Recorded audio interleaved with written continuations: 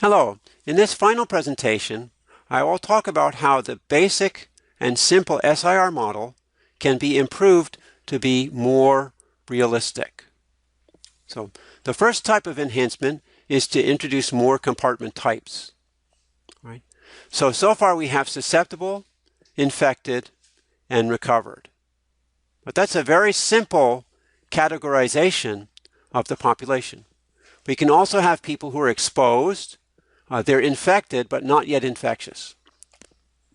That means these people cannot become infected, but they will not infect other people. So here you can see I've added an exposed category. You can have pre-symptomatic, people who are infectious, but they have no symptoms. This is different from symptomatic infectious, because symptomatic infectious you could possibly identify and quarantine. But if you have someone who's pre-symptomatic, you don't know they have the disease, so you will not quarantine them. Okay.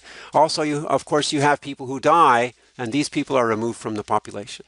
So these are additional types of compartments that you can introduce to the model. This diagram is from an actual model of COVID in the city of Houston, Texas. All right. Another enhancement to the model is called stratification. You can divide the population into additional compartments. For instance, I can have different kinds of susceptible. I could have susceptible children, and I could have susceptible adults. Now, why would you want to divide the susceptibles into different compartments? Well, for two reasons. Because the infection rate for susceptible children may be different than for adults. So it's good to keep them separate. Also, children become adults. So I can introduce the aging process into the model. So you can see in this case, there's a model where I have children in the top row, adults in the bottom row. So susceptible children, susceptible adults, infected children, infected adults, recovered children, recovered adults. And you can see infected children can infect other children or adults.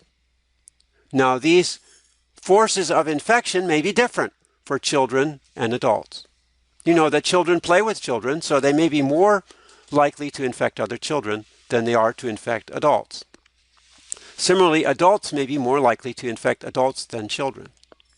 So you can introduce more parameters and have a more accurate model of what's going to happen when people interact with each other. So these stratified compartments can be by age, as in this picture, or by location, or by job, by occupation, by status, and so on. So you can produce many, many different compartments. The problems with such models is finding the parameters for each different arrow. And that's where data science comes in. You use data science to estimate these parameters.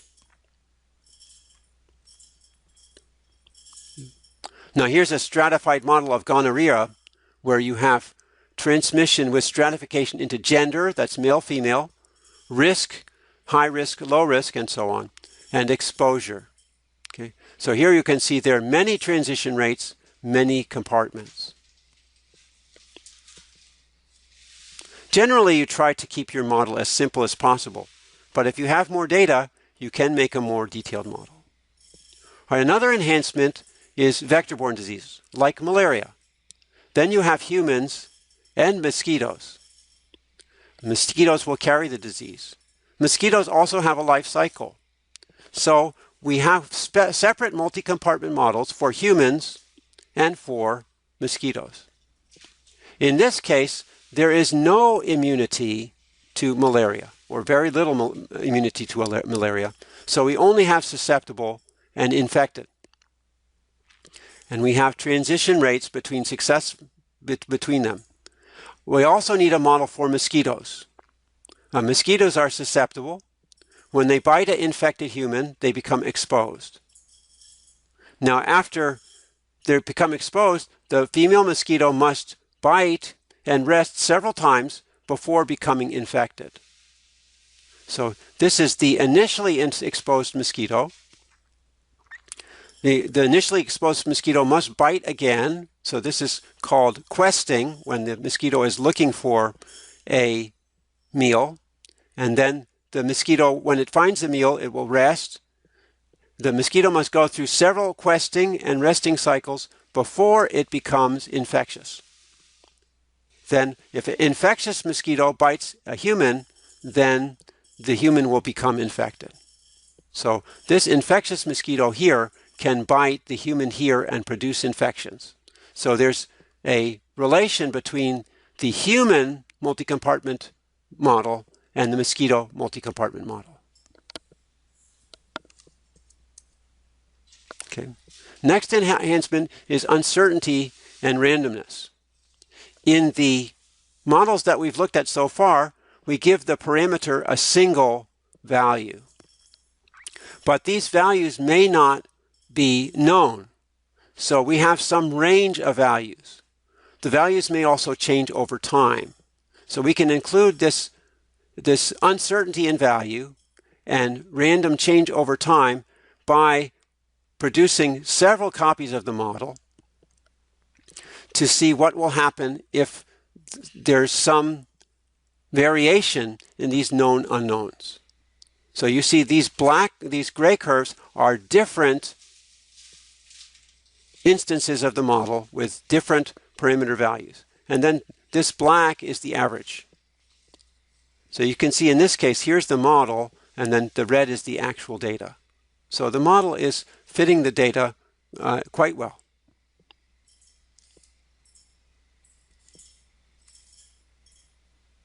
Okay. There are some other model enhancements. Some diseases are seasonal. For instance, malaria has a season, the wet season, when mosquitoes are out more. So we can have time-dependent parameters. We can have graph models where people travel from place to place. If people go from one city to another, they will carry the disease. We can have diffusion model. Sometimes diseases spread gradually, just like the diffusion of heat. And these use partial differential equations. We can also have agent-based models where we don't use compartments, but instead we model individuals.